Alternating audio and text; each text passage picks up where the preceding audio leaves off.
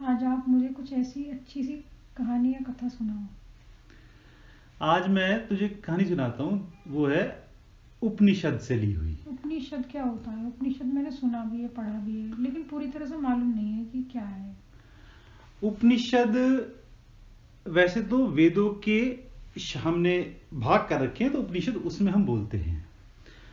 किंतु इसके अलावा उपनिषद को अगर फिर से बोलना हो तो पुराने समय में महर्षियों के सामने एक सवाल आता था, या आम जन के सामने एक सवाल आता था। हम कौन हैं, कहाँ से आए हैं, ये सृष्टि अंततः कहाँ जाएगी, हमारा क्या है और क्या होगा। ये प्रश्न लोगों के मन में आने शुरू हुए। और जीवन चक्र को समझते हुए, क्या यही सुख दुख जीवन है? क्या हम सुख भोग रहे हैं, दुख भोग रहे हैं, खुश हैं, कभी परेशान हैं? क्या बस यही जीवन है? इसी से अध्यात्म या दार्शनिक चीजें बननी शुरू हुई, और उपनिषद भी ऐसे ही बना। सद धातु का अर्थ होता है गति या नाश होना, या फिर शिथिल, किसी चीज का रुक जाना। सद धातु का मतलब ये होता है। और अगर तुमने हिंदी व्याकरण पढ़ा हो तो हिंदी व्याकरण में 22 उपसर्ग होते हैं। प्र, परा, अप, सम, अनु, अव, निस, निर, दुस, दुर, वी, अ, नी, अघी, अपि, अति, सु, उत, अभि, प्रति, परि, उप। इन्हीं 22 उपसर्गों में से उप और नी उपसर्ग से, और फिर एक होता है क्विप प्रत्यांत, उसको जब सद धातु के साथ बनाया तो उपनिषद बना।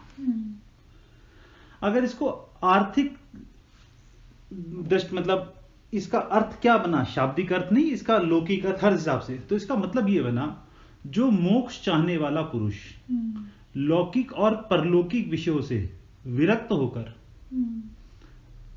विद्या को समीप जाकर उसे प्राप्त करे और फिर उसका गंभीर अध्ययन करे, तो उनके द्वारा अविद्या आदि संसार के बीज का नाश हो।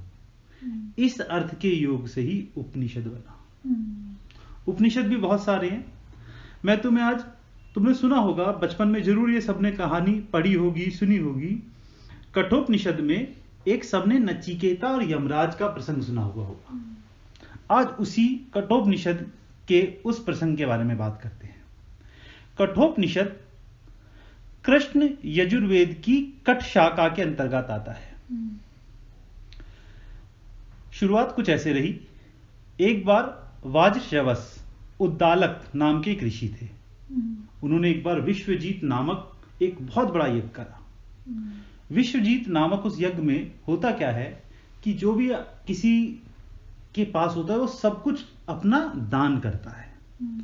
बट उद्दालक ऋषि के पुत्र का नाम था नचिकेता, और उनको अपने पुत्र से बहुत प्यार था। तो उन्होंने अपने पुत्र के लिए कुछ अच्छी गायें रख ली और ब्राह्मणों को बूढ़ी और बेकार गायें देनी शुरू कर दी। नचिकेता को जब ये लगा तो उसका मन बेचैन हो गया। वो समझ गया कि उसके पिताजी उसके मोह में ही ये पुरानी और बूढ़ी गायें दे रहे हैं। तो बोला, पिताजी से बोला कि पिताजी, आप ये बूढ़ी गायें कहां दे रहे हो, क्यों दे रहे हो? तो उसके पिताजी ने उसकी बात अनसुनी कर दी। तो नचिकेता फिर गया अपने पिताजी के पास और बोला, तत्कस्मे माम दासीयसी, अर्थात पिताजी आप मुझे किसे दान कर रहे हो? उद्दालक ऋषि ने उसको बात को टाल दिया। नचिकेता ने फिर बोला, तत्कस्मे मा दासियामी, तत्कस्मे मा दासीयसी, अर्थात नचिकेता ने जब देखा कि उसके पिताजी बूढ़ी गायों का दान कर रहे हैं, क्यों? क्योंकि अपने पुत्र यानी नचिकेता के लिए ही हष्ट पुष्ट गायों को रख रहे हैं ताकि उसके लिए दूध का प्रबंध होता रहे। तो नचिकेता के मन में बड़ा अजीब सा लगा। उसने अपने पिताजी से पूछा, तत्कस्मे माम दास्यसि, अर्थात आप मुझे किसे दान कर रहे हो? तो उद्दालक ऋषि ने उसकी बात को अनसुना कर दिया।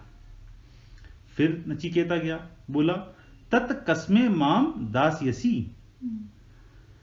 बार बार पूछने पर उद्दालक ऋषि बहुत क्रोधित हो गए और उन्होंने वहीं कहा कि मैंने तुझे यमराज को दान दिया। जैसे ही उनके मुंह से ये वाक्य निकले, नचिकेता को बहुत दुख हुआ, बट किंतु सत्य की रक्षा के लिए नचिकेता ने यमलोक जाने का निर्णय कर लिया। उसको समझाया गया, बट नचिकेता फिर नहीं माना। नचिकेता यम के द्वार पर गए। तो नचिकेता जब यम के द्वार पर गए तो उन्हें पता चला कि यमराज वहां है नहीं। नचिकेता ने सोचा कि मैंने अपना ये शरीर यमराज को दान दे दिया है, तो बिना उनकी इच्छा के, जब तक उनका आदेश नहीं होगा तब तक मैं इस शरीर पर कुछ नहीं कर सकता, अर्थात मैं कुछ खा भी नहीं सकता, क्योंकि मेरा पहला कर्तव्य है कि मैं इस शरीर को पहले यमराज को सौंपूं। तो 3 दिन तक वो यमराज का वहीं द्वार पर भूखे प्यासे रहकर इंतजार करते रहे। 3 दिन बाद यमराज आए तो उन्हें पता चला नचिकेता के बारे में। तो नचिकेता के दृढ़ संकल्प से और पितृभक्ति से बहुत प्रसन्न हुए। उन्होंने कहा, तू यहां 3 दिन तक भूखा प्यासा रहा और मेरा अतिथि था, इसलिए तू मुझसे 3 वर मांग ले। नचिकेता ने अपने 3 वर के लिए जैसी सुना तो उसने कहा कि मेरा पहला वर है पितृ परितोष। मतलब वो बोला कि मैं सत्य की रक्षा के लिए अपने पिता की इच्छा के विरुद्ध यहां आ गया तो उनका मन बहुत खिन्न होगा, तो कृपा करके पहला वर ये दीजिए कि उनके मन को शांति मिले, क्योंकि जब तक अगर उनका मन शांत नहीं होगा तो मैं खुद परेशान रहूंगा और ये मुझे अच्छा नहीं लगेगा एक तरीके से। पहला वर देने के बाद नचिकेता ने दूसरा वर बोला। अब ये थोड़ा ध्यान से समझना। वो बोला, हे मृत्यु, क्योंकि आप गुण वाले स्वर्गलोक की प्राप्ति कराने वाले अग्नि का बारे में जानते हैं, मरने के बाद अग्नि किस प्रकार से करी जाए ताकि स्वर्गलोक को प्राप्त हुआ व्यक्ति देव लोक को प्राप्त हो या देव भाव को प्राप्त हो, इसलिए आप मुझे उस अग्नि विज्ञान को बताइए। यमराज ने नचिकेता को वो अग्नि विज्ञान अच्छी तरह से समझाया। नचिकेता ने वो पूरा का पूरा विज्ञान सुना, समझा और फिर वैसे का वैसा ही यमराज को सुना दिया। यमराज उसकी बुद्धि से बड़े प्रसन्न हुए। उन्होंने कहा कि तू तो बहुत अच्छा शिष्य है, इसलिए मैं तुझे 1 वर और देता हूं। ये जो मैंने तुझे अभी अग्नि विज्ञान बताया, आज से ये अग्नि विज्ञान तेरे नाम से ही होगा और मैं तुझे एक माला भी देता हूं। और उन्होंने नचिकेता को एक माला भी दी। उसके बाद नचिकेता ने तीसरे वर के लिए 2 वर तो पहले मांग चुका, तीसरा उन्होंने प्रसन्न होकर उसको माला दे दी और ये दे दिया कि ये अग्नि विज्ञान तेरे नाम से ही आज के बाद जगत में विख्यात होगा।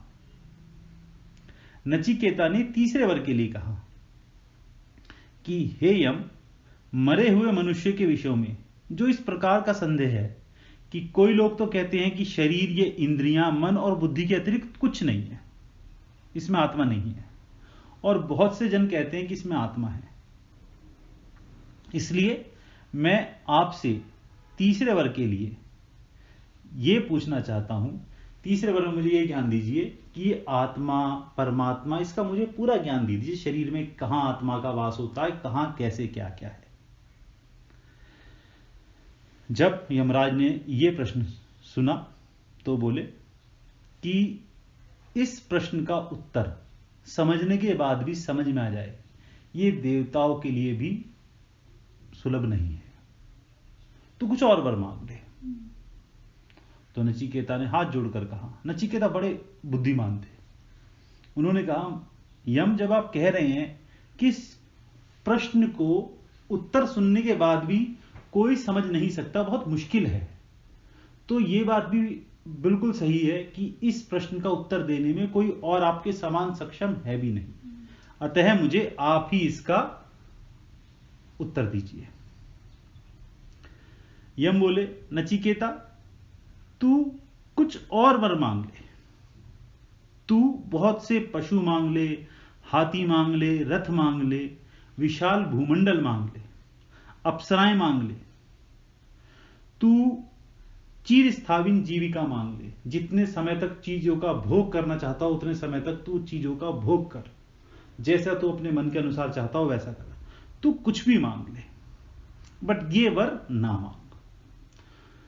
नचिकेता फिर बोले, हे यमराज, ये भोग कल रहेंगे या नहीं रहेंगे, और संपूर्ण इंद्रियों के तेज को ये सारे के सारे भोग क्षीण ही करेंगे।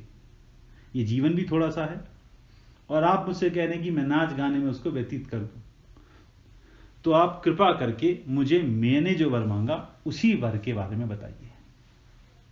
जब यमराज ने बहुत सारे प्रलोभन दिए और नचिकेता नहीं माने, तो अब यमराज ने उसको किस तरह शरीर से ब्रह्म का ज्ञान व दर्शन होता है, आत्मा का स्वरूप क्या है और ब्रह्म का स्वरूप क्या है, और वो कहां और कैसे प्रकट होती है, आत्मा निकलने के बाद शरीर में क्या रह जाता है, मृत्यु के बाद आत्मा को क्या और कौन सी योनियां मिलती हैं, और आत्मज्ञान और परमात्मा का स्वरूप, ये सब चीजें विस्तार से बताई।